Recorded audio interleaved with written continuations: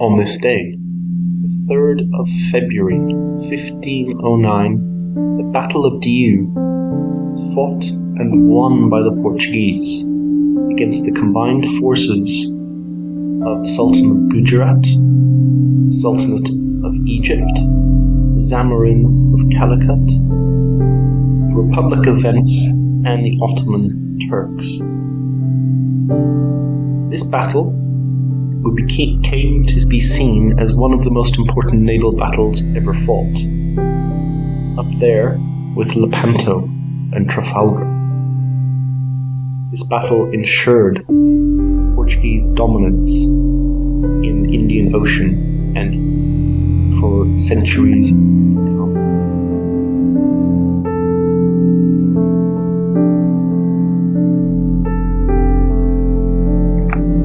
Vasco da Gama had discovered he could go around Africa to get to India.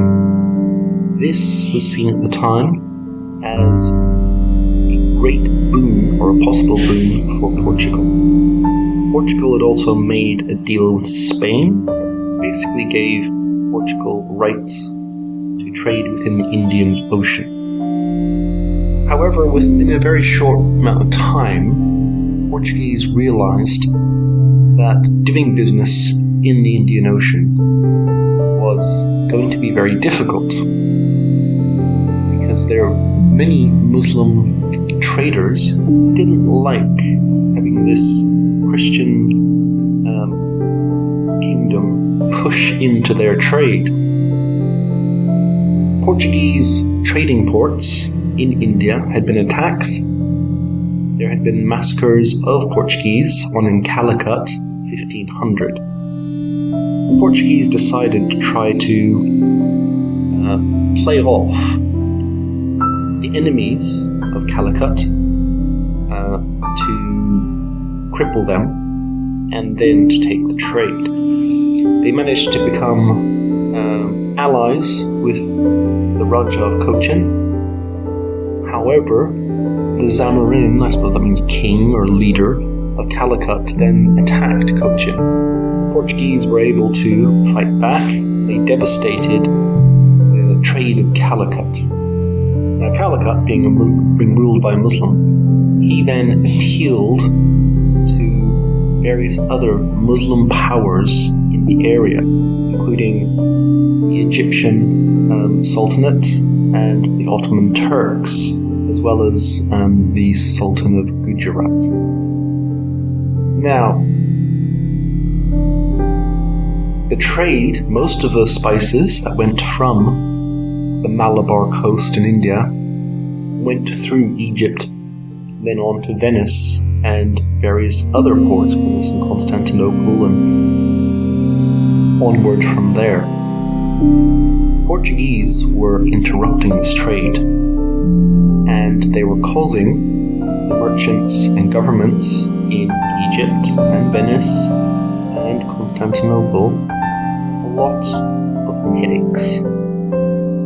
So you would not think that these three powers would automatically be on side, but for this, they were. And so came together the beginnings of an alliance between the Republic of Venice, the Ottoman Turkish Empire, and the Sultanate of Egypt, which is what was not yet under the rule of the Ottoman Turks.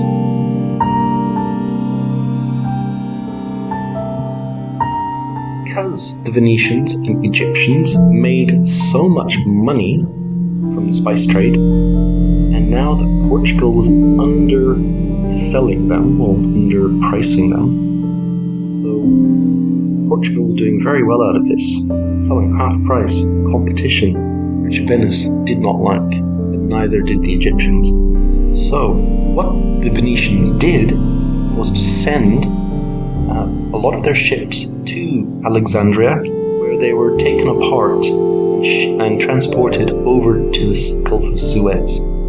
There they were rebuilt, and Venetian shipwrights were helping them to rebuild them, and over 1,000 Venetians were on those ships, sailing them for the Egyptians. So the Egyptians, the Venetians, and later on the Ottoman Turks, who had a fleet going from Basra. They'd actually taken Basra from the Persians specifically so they could have a base on a part of water that would go into the Indian Ocean. They wanted to stop the Portuguese from expanding because they wanted to expand into India. So we had three different groups, Egyptians and the Venetians together, plus the Ottomans coming from the Persian Gulf. Venetians then helped the Egyptians put down various rebellions along the Red Sea coast and around the Mecca area. So they helped fortify Jeddah because they wanted to prevent any possible Portuguese raids within the Red Sea itself. Now, once they'd done this, they went in to the Indian Ocean and towards their allies in India proper. This would lead to the first small battle, the Battle of Chaul. I hope I'm pronouncing that right. Chaul. So in 1508, the various fleets had clashed with Portuguese ships in a 3-day naval battle near the harbour of Chaul, which is on the Indian coast. The Portuguese leader of the fleet, Almeida, he was the viceroy, the Portuguese viceroy to India. His son was killed during this battle, although the Portuguese officially lost the battle, but the Muslim powers had lost a lot more ships and a lot more men. The Portuguese had only lost one ship, and that was their flagship. And on the ship was Almeida's son, which hit him quite hard. Apparently he went to bed 3 days, wouldn't see anyone, he was like broken-hearted. But after this, he wanted vengeance.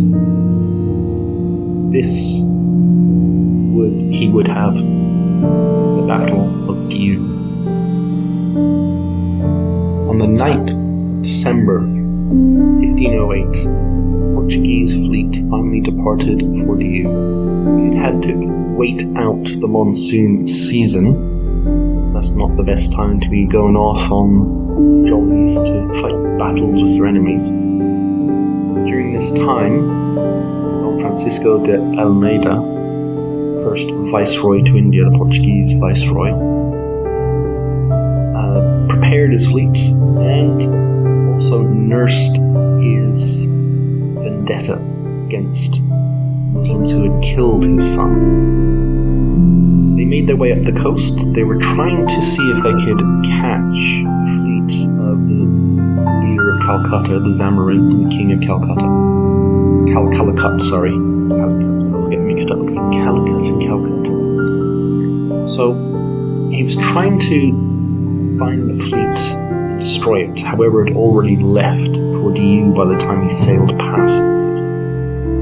He did manage to destroy some of their ships, but not the main part of their fleet. So on their way up, they went past Chaul and Bombay. They stopped along the way, getting involved in local disputes as they went, trying to sort out disputes between people who were allied to them and various local rulers. They were allied to various ne'er-do-wells, privateers and that sort of thing. And so they were trying to calm things down. They didn't want problems whilst their main problem was up north near Diu. So, apparently, the Muslim side had about 6 Mediterranean carracks, 6 galleys, 4 carracks from Diu, 30 light galleys, and 70 to 150 warboats from Calicut. So it's quite a large fleet. Portuguese, on the other hand, had 5 large flor de la mar, I suppose that means ships of the sea, or maybe caravels. I don't know, 4 square-rigged caravels, 4 smaller flor de la mars, 2 further caravels, 2 galleys, and 1 brigantine. So they had a smaller fleet, but their ships were better. They were open ocean ships, whereas the Muslim fleets, a lot of their ships were Mediterranean sort of ships, weren't really made for ocean going. But they still had hundreds more. So on February the 2nd, they came within sight of each other. Portuguese had come to Diu, the fleet was awaiting them, and the Muslim side had created what they thought would be a good trap. The harbour was open, but the fort itself was ready to destroy the fleet once it came into the harbour. They were going to surround them and lock them in, then just crush them. Portuguese, though, they knew what was going on, so they didn't fall for it. What they decided to do was try to block in the smaller boats in the harbour. They're going to destroy the first row of boats. Then they would split apart the fleet with their larger ships. And that's kind of what they did. So the next day, about 11 a.m., battle started. The royal banner was hoisted atop the flagship, and a single shot was fired. Portuguese shouted Santiago, St. James, so Santiago Matamoros, the great patron saint of the Conquista, or the Reconquista.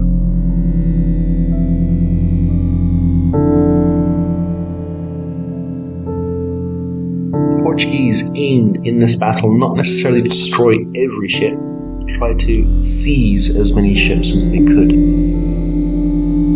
At some points during this battle, the Guajaratis, the Turks, and Ethiopians, there were Ethiopians involved in this as well as the Venetians, at some point they came close to overwhelming certain large and important vessels that the Portuguese had. But through their skill and experience, the Portuguese were able to get around this and escape at necessary times, and then to come back and themselves to seize or destroy the Muslim ships or the Venetian ships. So bit by bit, during the day, they were able to secure most of the carracks, and they finally overpowered the flagship. Many of the people on the ship started abandoning the vessel, and by the end of the battle, through Portuguese bombardment of the fort, they had destroyed most of the fleet that was near shore, and seized the rest of them. It was probably one of the most single-sided naval victories in all of history. And it happened in one day.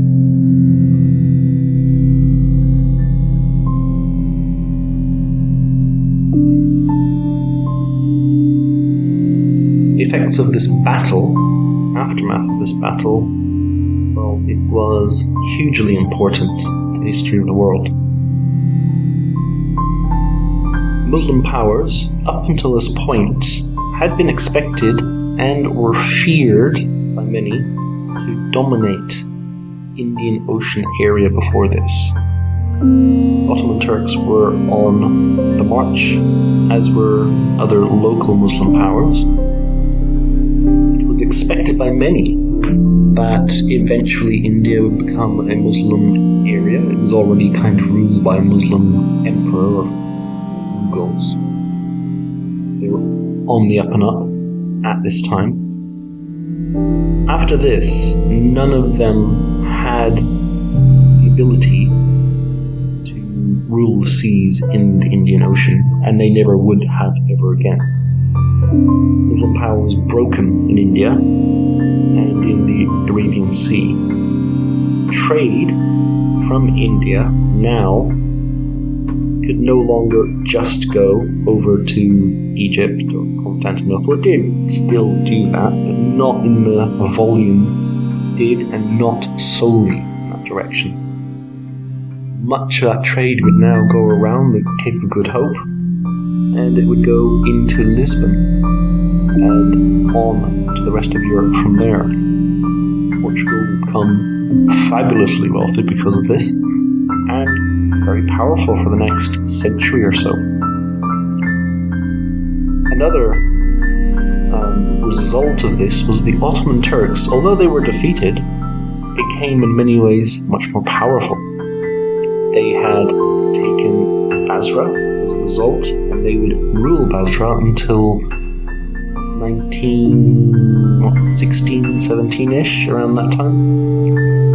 They also were able through this to take over Egypt. Egypt, because of this, lost a very nice revenue stream, and they couldn't replace that. And so the Ottoman Turks came along and took Egypt and began their expansion along the North African coast all the way to Algiers. Venetians, they had broken off diplomatic relations with Portugal because they were quite confident that they could beat them. Yeah, who cares? Portugal out there in the middle of nowhere. Venice was badly hit by this. Venice would end up just becoming an open-air museum in many ways, kind of like what it is now, except still independent, still relatively wealthy, but had lost a lot. It was no longer the gatekeeper for Europe, for all of these spices and riches from the East. It was no longer going to be the great power it had been.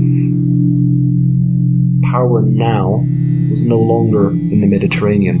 It had shifted to the Atlantic. And we would see the great powers of the next few centuries would be Portugal, Spain, France, England, Holland.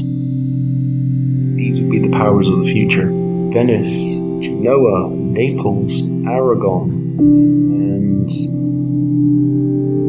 the North African states would fade, as Egypt did, as Venice did, as the Italian city-states did. And eventually that would even go to Turkey itself. The Ottoman Turks were powerful for the moment, and they would have a good few hundred years, next 2-3, then they would fade as well. So the Mediterranean was no longer the center of the world. That had now spread out from the Mediterranean. And Portugal was going to be one of the first to benefit from this, followed by the Dutch, and then the French and the English.